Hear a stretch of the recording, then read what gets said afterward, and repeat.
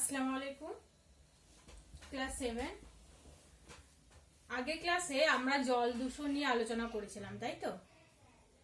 আর জল দূষণ নিয়ে আলোচনা করার সঙ্গে আমরা বেশ কিছু নদীর নামও জেনেছিলাম, যেমন যমুনা, গঙ্গা।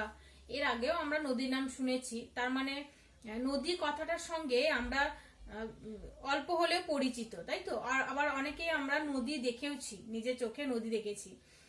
অনেকেই দেখো দামোদর নদ অনেকেই দেখেছো নিশ্চয়ই। তো দেখো, আজকে আমরা সেই নদী নিয়েই আলোচনা করব। আজকে আমাদের আলোচনার বিষয় হচ্ছে নদী। নদী বা রিভার।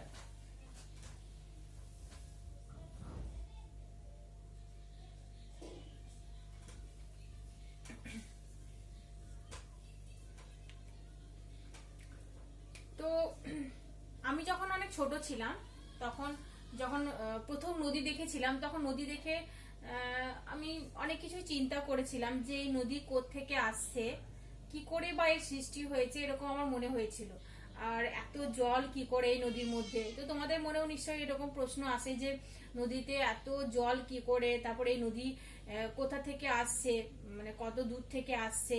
দেখবে নদীর দিকে যদি আমরা দেখি, তাহলে মানে এই কুল থেকে ওই কুল দেখতে পাই না আমরা অনেক সময়, মানে যে নদীগুলো অনেক বড় বড় হয়। তো তখন আমাদের মনে হয় যে এই নদীটা ঠিক কোত্থেকে আসছে আমাদের জানা উচিত, তাই না? আবার দেখবে অনেক সময় এরকমও নদী দেখি যে নদীর জলটা শুকিয়ে এসছে, মানে একদমই শুকিয়ে গেছে বা শুকিয়ে এসছে, একটু একটু জল আছে, এরকমও নদী দেখি। তো তখন এরকম মনে হয় যে নদীতে এখন জল নেই কেন। তো এই সবগুলোই কেন হচ্ছে, এগুলো নিয়ে আজকে আমরা আলোচনা করব। তো দেখো, প্রথমে আমরা জানবো যে নদী কিভাবে সৃষ্টি হচ্ছে। দেখো, বিভিন্ন জলাশয় থেকে জল, মানে যেমন সমুদ্র, তারপর পুকুর, এইসবের জলগুলো কি হয়, বাষ্পের আকারে সূর্যের তাপে বাষ্পের আকারে মানে বাষ্পীভূত হয়ে আকাশে উঠে যায়, তাই না? মানে ওপরে উঠছে, ওপরের দিকে, আকাশে বলবো না, ওপরের দিকে উঠছে। তো উপরের বাতাসটা যেহেতু শীতল হয়, ঠান্ডা হয়, সেই জন্যই ওই হালকা বাষ্পটা কি হয়, ওই শীতল বায়ুর সংস্পর্শে এসে ঘনীভূত হয়। ঘনীভূত হয়ে এই পর্বতের যে এই স্থানগুলো শীর্ষ দেশে, এখানে তো প্রচন্ড ঠান্ডা, তো সেই জন্য এখানে তুষার রূপে পতিত হয়। এই তুষার রূপে পতিত হয়ে এগুলো পরবর্তীকালে জমাট বেঁধে এখানে সাদা বরফের আস্তরণ পড়ে, মানে বরফ হয়ে জমাটবদ্ধ হয়। তো এই বরফ যখন গলে যায়, এই বরফ গলে গিয়ে ছোট ছোট জলধারার সৃষ্টি হয়। এই ছোট ছোট জলধারা একাধারে ভূমির ঢাল বরাবর নেমে আসে, এবং এই ছোট ছোট জলধারা, মানে একাধিক জলধারা যখন একসঙ্গে মিলিত হয়, তখন কি হয়, নদীর সৃষ্টি হয়। ঠিক আছে? তো নদী হচ্ছে যে এই যে ছোট ছোট জলধারাগুলো একসঙ্গে মিলিত হয়ে সৃষ্টি হচ্ছে, তো তাকে আমরা নদী বলি। তো নদী তাহলে কিভাবে সৃষ্টি হচ্ছে? এই যে পর্বতের শীর্ষদেশ থেকে বরফ গলে গিয়ে জলধারা সৃষ্টি হচ্ছে, আর একাধিক জলধারা মিলিত হয়ে নদীর সৃষ্টি হচ্ছে, তাই তো? আর নদী উৎস স্থান থেকে একদম মোহনা পর্যন্ত বয়ে যাচ্ছে। এরপরে আমরা উৎস কি, মোহনা কি, এগুলো সবই জানবো। তার আগে নদী কাকে বলে সেই সংজ্ঞাটা একটু বলি। তো তোমাদের এরকম কোশ্চেন আসতে পারে যে নদী কাকে বলে, উদাহরণ দাও। তো তখন তোমরা লিখবে যে নদী হলো স্বাভাবিক প্রবহমান জলধারা, বা নদী হলো স্বাভাবিক জলধারা যা অভিকর্ষের টানে ভূমির ঢাল অনুসারে উৎস স্থান থেকে মোহনার দিকে বয়ে চলে। উৎস স্থান থেকে এখানে নদীর সৃষ্টি হচ্ছে, তো উৎস স্থান থেকে মোহনার দিকে, মানে যেখানে গিয়ে নদীটা মিশছে সেই মোহনার দিকে বয়ে চলে। ঠিক আছে? তো তাকেই নদী বলে। তো তোমরা নদীর সংজ্ঞাটা তাহলে পড়বে। এবার দেখো, আমরা উৎস কি, মোহনা কি, এই জিনিসগুলো আমরা আস্তে আস্তে জানবো। দেখো, ভারতের প্রধান নদী হচ্ছে গঙ্গা, তাই তো? এই গঙ্গা নদী কোথায় সৃষ্টি হয়েছে এটা আমরা অনেকেই জানি। আমরা অনেকেই জানি কি, তোমার ক্লাস 5-এ এটা জানতে পেরেছি যে গঙ্গা নদী উত্তরাখণ্ডের গঙ্গোত্রী হিমবাহের গোমুখ গুহা থেকে সৃষ্টি হয়েছে, তাই তো? তো উত্তরাখণ্ডের গঙ্গোত্রী হিমবাহের গোমুখ গুহা থেকে সৃষ্টি হয়ে তারপরে প্রবাহিত হয়ে মানে উত্তরপ্রদেশ, বিহার, পশ্চিমবঙ্গ এই রাজ্যের মধ্য দিয়ে প্রবাহিত হয়ে বঙ্গোপসাগরে মিশেছে। তার মানে কোথায় মিশছে? বঙ্গোপসাগরে। তাহলে মোহনা হচ্ছে বঙ্গোপসাগর। উৎস কাকে বলি তাহলে? উৎস কোনটা তাহলে? উৎস বা সোর্স মানে যেখানে নদীর সৃষ্টি হচ্ছে। নদীর উৎস কাকে বলে? উদাহরণ দাও, এরকম কোশ্চেনও আসতে পারে। তো উৎস কাকে বলে? যেখানে নদীর সৃষ্টি হয় সেই জায়গাটাকে বলা হয় নদীর উৎস। যেমন গঙ্গোত্রী হিমবাহের গোমুখ গুহা থেকে গঙ্গা নদীর উৎপত্তি হয়েছে, তো এটা হচ্ছে গঙ্গা নদীর উৎস। এরপর আমরা জানবো যে মোহনা কি। মোহনা কি তাহলে? মোহনা হচ্ছে, মোহনা বা মাউথ যেটাকে বলে, ইংলিশ টার্মগুলো তোমরা লিখবে। হ্যাঁ, মোহনা হচ্ছে যেখানে নদী গিয়ে মিশছে সেটাকে বলা হচ্ছে মোহনা। তাহলে গঙ্গা নদীর মোহনা কি? বঙ্গোপসাগর, যেহেতু বঙ্গোপসাগরে গঙ্গা নদী গিয়ে মিশছে। বুঝতে পেরেছ?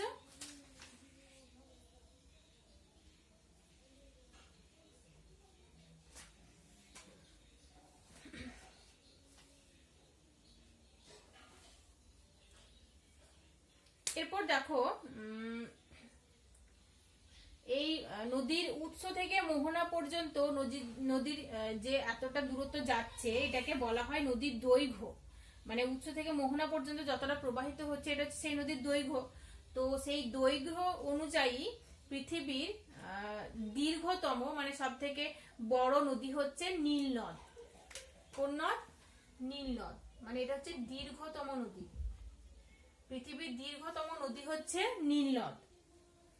তো এই নীল নদ আফ্রিকা মহাদেশে অবস্থিত।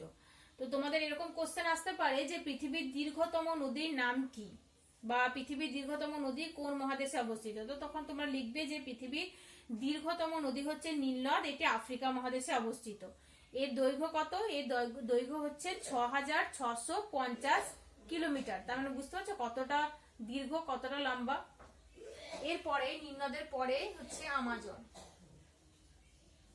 আমাজন হচ্ছে দ্বিতীয় দীর্ঘতম নদী, মানে পৃথিবীর দ্বিতীয় দীর্ঘতম নদী এবং পৃথিবীর মধ্যে সব থেকে বড় নদী অববাহিকা হচ্ছে আমাজন। মানে নীল নদ হচ্ছে দীর্ঘতম, কিন্তু আমাজন নদীর অববাহিকাটা হচ্ছে সব থেকে বড়। অববাহিকা কি পরে আমি তোমাদেরকে বলছি। তো নদী অববাহিকা সব থেকে বড় হচ্ছে আমাজন নদী। তো এদিক থেকে আমাজন হচ্ছে পৃথিবীর বৃহত্তম নদী অববাহিকা। ঠিক আছে? তো এরকম কোশ্চেন তোমাদের আসতে পারে যে পৃথিবীর বৃহত্তম নদী অববাহিকা কোন নদী। তো তোমরা তখন লিখবে যে আমাজন। আর পৃথিবীর দ্বিতীয় দীর্ঘতম নদী হচ্ছে আমাজন। ঠিক আছে? এটা হচ্ছে ফার্স্ট, এটা হচ্ছে সেকেন্ড। আর আমাজন নদী কোথায় অবস্থিত? দক্ষিণ আমেরিকায় অবস্থিত। আর এর দৈর্ঘ্য হচ্ছে 6300 কিলোমিটার। এরপরে আসছে 3 নাম্বার, মানে তৃতীয় দীর্ঘতম নদী হচ্ছে ইয়াংসি। ইয়াংসি কিয়াং নদীর কথা নাকি শুনেছো। তো সেই ইয়াংসি হচ্ছে এশিয়ার প্রধান নদী, এশিয়া মহাদেশে অবস্থিত ইয়াংসি। এর দৈর্ঘ্য হচ্ছে 6300 কিলোমিটার। ঠিক আছে? এরপরে 4 নম্বর আসছে মিসিসিপি।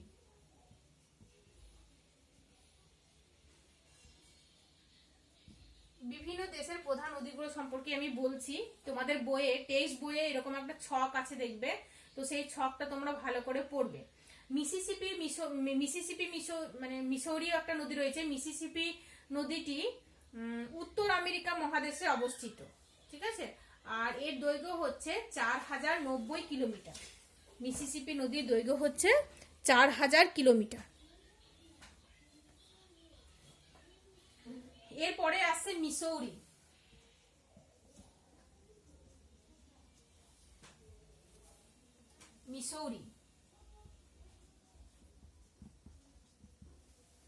মিসৌরি নদীটিও উত্তর আমেরিকা মহাদেশে অবস্থিত। আর এর দৈর্ঘ্য হচ্ছে 3770 কিলোমিটার। এরপরে নেক্সট হচ্ছে মারে ডার্লিং নদী।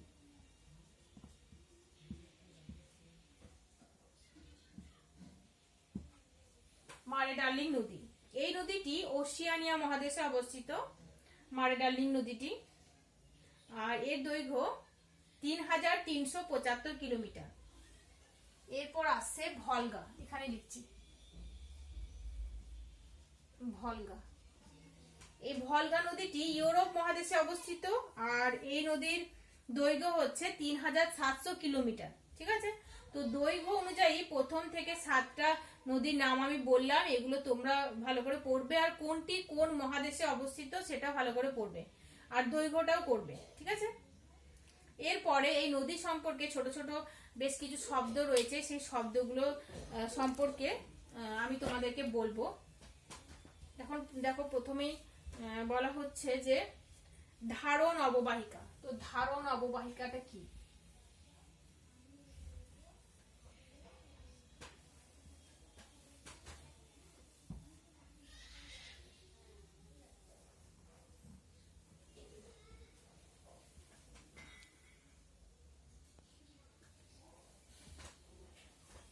ধারণ অববাহিকা বা ক্যাচমেন্ট বেসিন।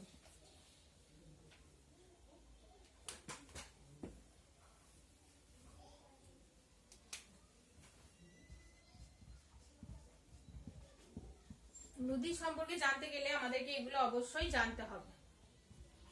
ধারণ অববাহিকা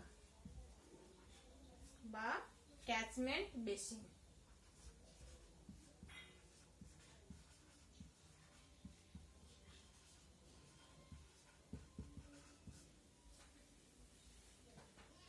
তো ধারণ অববাহিকা কি? দেখো, এই যে কিছুক্ষণ আগে আমি বললাম, যখন নদীর সৃষ্টি নদীর সৃষ্টি হচ্ছে কিভাবে, যখন এটা আমি বলছিলাম তখন আমি বললাম যে একাধিক জলধারা, মানে বরফ গলা জল থেকে যে জলধারা সৃষ্টি হচ্ছে, বরফ গলা জলটা বয়ে এসে একাধিক জলধারা সৃষ্টি হচ্ছে, সেই জলধারাগুলো একটা বড় মানে নদীতে মিশছে, তাই তো? মানে জলধারাগুলো এখানে এসে, ধরে নাও এই নদীতে এসে মিশছে, একাধিক জলধারা এসে মিশছে, এইভাবে এই নদীটি প্রবাহিত হচ্ছে। ঠিক আছে, এই যে একাধিক নদী এসে এক জায়গায় মিলিত হচ্ছে, একটা নদীতে মিলিত হচ্ছে, এটাকে বলা হচ্ছে ধারণ অববাহিকা। বোঝা গেছে? একাধিক নদী যখন একটা মূল নদীতে এসে মিশছে তখন সেটাকে বলা হচ্ছে ধারণ অববাহিকা। বোঝা গেছে?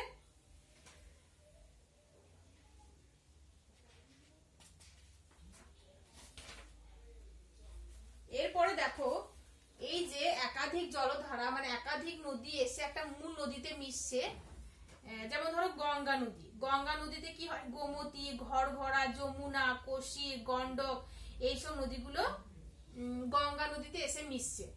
এটা ধরে না গঙ্গা, তো এই গোমতী, ঘরঘরা, কোশি, গন্ডক এইসব নদীগুলো এসে এই গঙ্গা নদীতে মিশে গঙ্গা নদী তারপর প্রবাহিত হচ্ছে, তাই তো? তো এই যে নদীগুলো এসে মিশছে, এই নদীগুলোকে বলা হচ্ছে, কি বলা হয়? উপনদী। কি বলা হয়? উপনদী বা ট্রিবিউটারি। ট্রিবিউটারি বলা হয়। ঠিক আছে,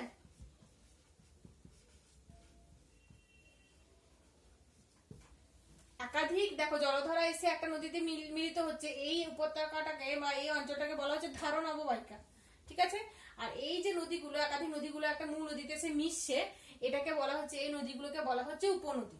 ঠিক আছে, এবার দেখো এই নদীটা এভাবে সৃষ্টি হলো, দিয়ে বয়ে যাচ্ছে, এভাবে বয়ে যাচ্ছে, বয়ে যেতে যেতে এই যে গঙ্গা নদী বললাম না বঙ্গোপসাগরে মিশেছে, বঙ্গোপসাগরে মেশার আগে এই গঙ্গা নদী দুটি শাখায় ভাগ হয়ে যাচ্ছে, একটা হচ্ছে পদ্মা, একটা ভাগীরথী, তাই তো? একটা হচ্ছে ভাগীরথী হুগলি, আর একটা পদ্মা হিসেবে বাংলাদেশে প্রবেশ করেছে। এর আরো শাখা নদী রয়েছে, আরো ছোট ছোট শাখা নদী রয়েছে, তো পদ্মার ভাগীরথী হুগলি হচ্ছে মেন, তাই তো? তো এইভাবে নদীগুলো ভাগ হয়ে গিয়ে প্রবাহিত হয়ে তারপরে বঙ্গোপসাগরে মিশছে। তো এই যে নদীগুলো আরো ভাগ হয়ে যাচ্ছে, এই নদীগুলোকে বলা হয় শাখা নদী। কি বলা হয়? শাখা নদী বা ডিস্ট্রিবিউটারি। ডিস্ট্রিবিউটারি ইংলিশ টার্মগুলো তোমরা পড়বে। হ্যাঁ,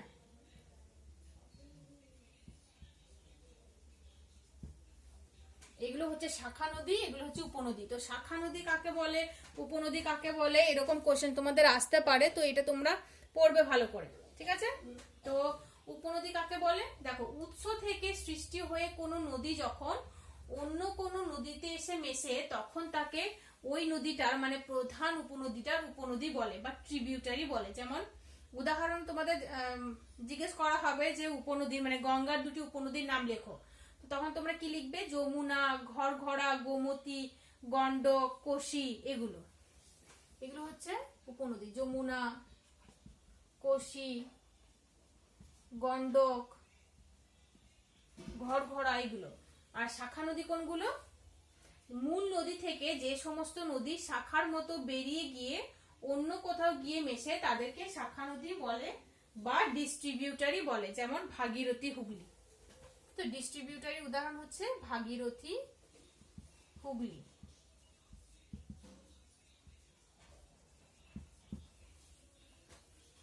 তাহলে আমরা দেখো ধারণ অববাহিকা কি জানলাম, উপনদী কাকে বলে, শাখা নদী কাকে বলে, এগুলো আমরা জানলাম, তাই তো। এরপরে আমরা জল বিভাজিকা বা ওয়াটারশেড এটা সম্পর্কে জানবো। জল বিভাজিকা কি?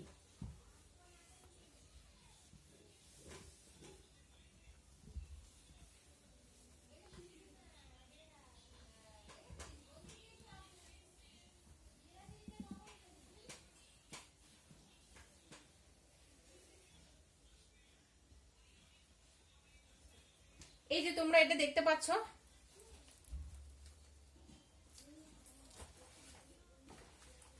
এটাকে যদি এভাবে ভাঁজ করে দেওয়া হয়, এভাবে মাঝখানে যদি উঁচু থাকে, এভাবে যদি ভাঁজ করে দেওয়া হয়, তাহলে এখানে যদি জল ঢেলে দেওয়া হয় তাহলে সেই জলগুলো এদিকে এসে বয়ে যাবে, এদিকে এসে আর এদিকে বয়ে যাবে, তাই তো। তো এখানে যদি কোনো ধরে নাও উচ্চভূমি রয়েছে, কোনো পাহাড় বা পর্বত রয়েছে, তাহলে দেখো ধরে নাও এই অঞ্চলের উপর দিয়ে নদী প্রবাহিত হচ্ছে, এইখানে নদী প্রবাহিত হচ্ছে, আবার এখানেও নদী প্রবাহিত হচ্ছে। তো এই নদী দুটো কখনোই মিশবে না, যেহেতু মাঝখানে এই পর্বত রয়েছে, তাই তো, সেজন্য এই নদীগুলো কখনোই মিশবে না। তো এই যে মাঝখানে কোনো উচ্চভূমি থাকলে মানে এই দুটো নদী, এটা একটা নদী অববাহিকা, এটা একটা নদী অববাহিকা, ঠিক আছে।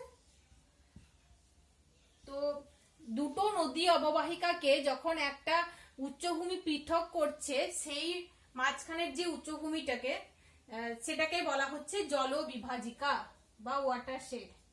জল বিভাজিকা মানে বিভাজন করে দিচ্ছে, দুটো নদী উপত্যকাকে মাঝখানের একটা পর্বত বা পাহাড় এগুলো বিভাজন করে দিচ্ছে, তো সেটাকে বলা হচ্ছে জল বিভাজিকা, ঠিক আছে। তো জল বিভাজিকা কাকে বলে এরকম কোশ্চেন আসতে পারে, তখন তোমরা লিখবে যে কোনো পাহাড়ের চূড়ার অংশটা বৃষ্টির জলকে বিভিন্ন দিকে ভাগ করে বা বিভাজন করে, তাই তাকে জল বিভাজিকা বলে। বা এটাও তোমরা লিখতে পারো যে যখন কোনো উচ্চভূমি দুই নদী অববাহিকাকে পৃথক করে তখন সেই উচ্চভূমিকে জল বিভাজিকা বলে। বুঝতে পারছো ব্যাপারটা?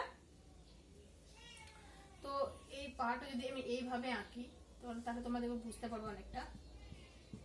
এখানে মধ্যে একটা নদী গেছে, এইদিকে একটা নদী গেছে, তাহলে এই মানে এই নদী দুটো একসঙ্গে কখনোই মিশবে না, যেহেতু মাঝখানে উচ্চভূমি রয়েছে, মাঝখানে পাহাড় রয়েছে, তাই না। এই পাহাড়টা কি করছে, দুই নদী অববাহিকাকে আলাদা করে দিচ্ছে, পৃথক করে দিচ্ছে, সেই জন্যই এই পাহাড়টিকে বলা হবে জল বিভাজিকা। যেমন বিন্ধ্য পর্বত,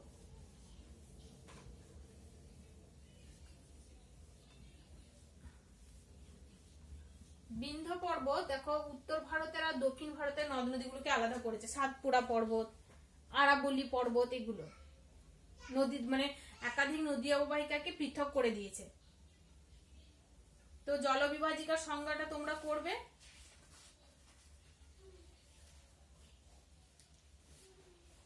এরপরে দেখো নদী উপত্যকা বা রিভার ভ্যালি কাকে বলে সেটা আমরা জানবো। নদী উপত্যকা বা রিভার ভ্যালি,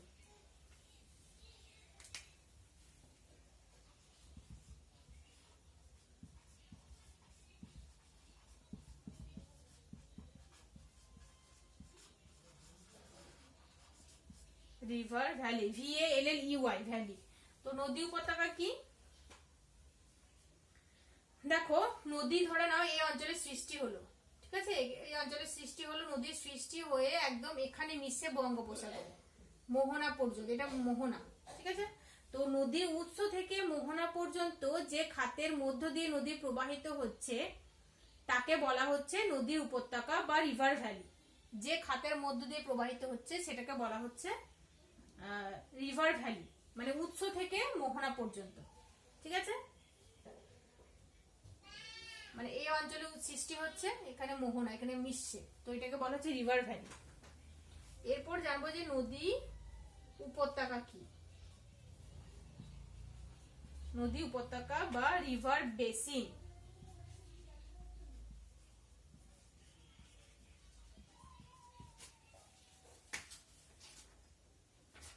নদী উপত্যকা কি?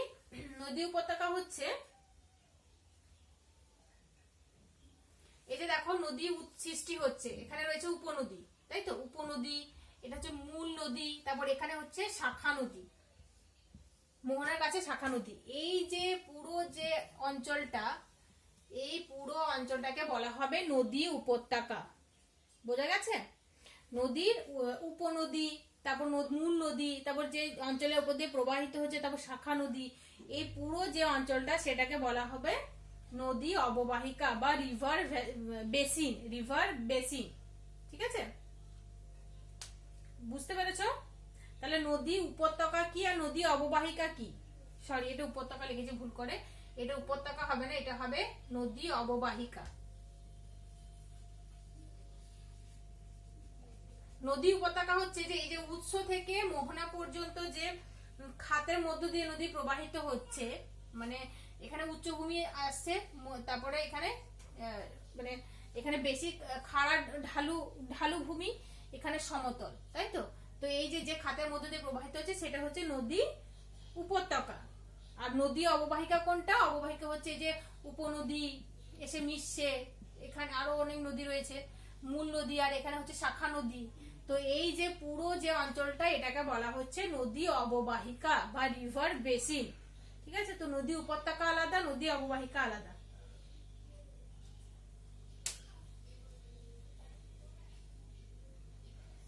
ঠিক আছে, এরপর দেখো এই যে নদী অববাহিকার কথা আমি বললাম, এখানে দেখো ধরে নাও এটা হচ্ছে উপনদী, এটা একটা নদী, আর এটা একটা নদী, তাই তো।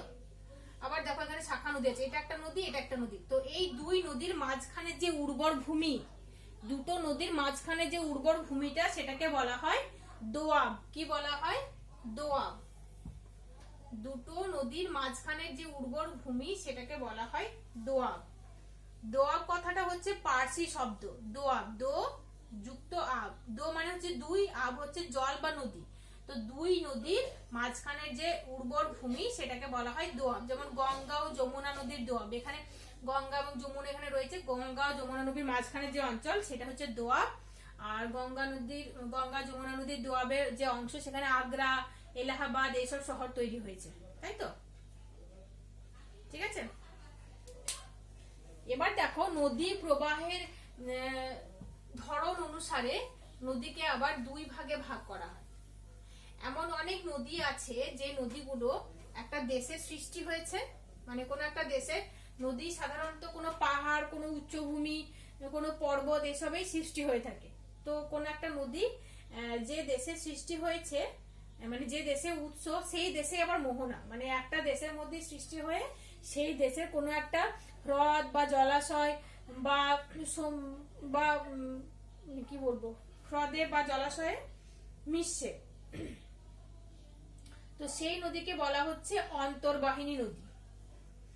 আর এমন এক ধরনের নদী আছে যে নদীগুলো এক দেশের সৃষ্টি হয়ে অন্য একাধিক দেশের মধ্য দিয়ে প্রবাহিত হয়ে কোনো সমুদ্রে গিয়ে মিশেছে, তো সেটাকে বলা হয় আন্তর্জাতিক নদী।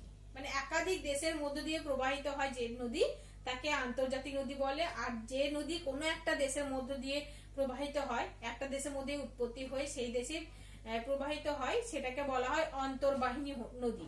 তো নদীর প্রবাহ অনুসারে, নদীর প্রবাহের ধরন অনুসারে নদীকে দুই ভাগে ভাগ করা হয়। একটা হচ্ছে অন্তর্বাহিনী নদী আর একটা হচ্ছে আন্তর্জাতিক নদী।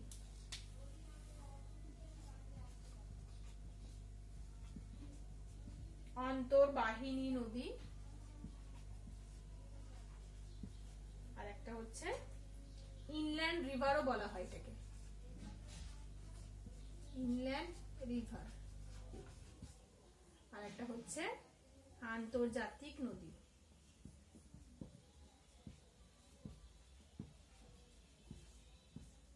ইন্টারন্যাশনাল রিভার বলা হয় এই নদীকে।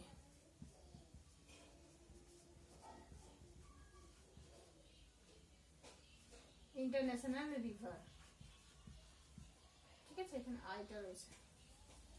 অন্তর্বাহিনী নদী, ইনল্যান্ড রিভার, আর আন্তর্জাতিক নদী বা ইন্টারন্যাশনাল রিভার। তো অন্তর্বাহিনী নদী কাকে বলে আরেকবার আমি বলে দিচ্ছি, দেখো। যে নদী কোনো দেশের মধ্যে উৎপন্ন হয়ে সেই দেশের মধ্যেই কোনো হ্রদ বা জলাশয়ে গিয়ে মেশে তাকে অন্তর্বাহিনী নদী বা ইনল্যান্ড রিভার বলে। যেমন ভারতের লুনি, রাশিয়ার আমুদরিয়া, এগুলো হচ্ছে অন্তর্বাহিনী নদী। তারপর দেখো আন্তর্জাতিক নদী বা ইন্টারন্যাশনাল রিভার। তো এর সংজ্ঞা কি?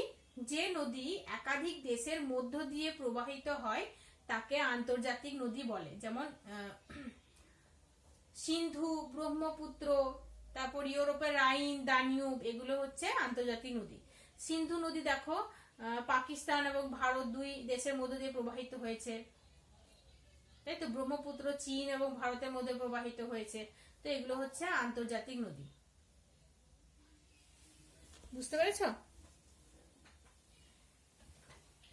তো আজকে দেখো আমরা কি কি জানলাম তাহলে। নদী কাকে বলে, নদী কিভাবে সৃষ্টি হচ্ছে, আর নদীর উৎস কাকে বলে, নদীর মোহনা কাকে বলে, তারপর দৈর্ঘ্য অনুযায়ী নদীর দীর্ঘতম নদী কোনটি, মানে পৃথিবীতে দীর্ঘতম নদী, দৈর্ঘ্য অনুযায়ী একটা ছক আমি লিখে দিলাম, যেটা সেটা তোমাদের বইয়েও রয়েছে, তো ওই ছকটা ভালো করে করবে। দীর্ঘতম নদী হচ্ছে নীলনদ, তারপর বৃহত্তম নদী অববাহিকা হচ্ছে অ্যামাজন, তাই তো। তারপর ধারণ অববাহিকা কাকে বলে এটা আমরা জানলাম। জল বিভাজিকা কি সেটাও জানলাম আমরা। শাখা নদী, উপনদী, এগুলো তোমরা ভালো করে পড়বে। নদীর উপত্যকা বা রিভার ভ্যালি, নদী অববাহিকা, রিভার বেসিন, দোয়াব, অন্তর্বাহিনী নদী, আন্তর্জাতিক নদী। তো এই জিনিসগুলো যেগুলো আমি বললাম আজকে, সেগুলো তোমরা টেক্সট বই থেকে ভালো করে পড়ো। নেক্সট ক্লাসে আমরা নিত্যবহ নদী, অনিত্যবহ নদী, মানে আরো নদী সম্পর্কে আরো ডিটেলস আমরা জানবো, ঠিক আছে। আজকে এটুকুই থাক, ভালো করে পড়ো। অসুবিধা হলে আমার সঙ্গে কন্ট্যাক্ট করো। আসসালামু আলাইকুম।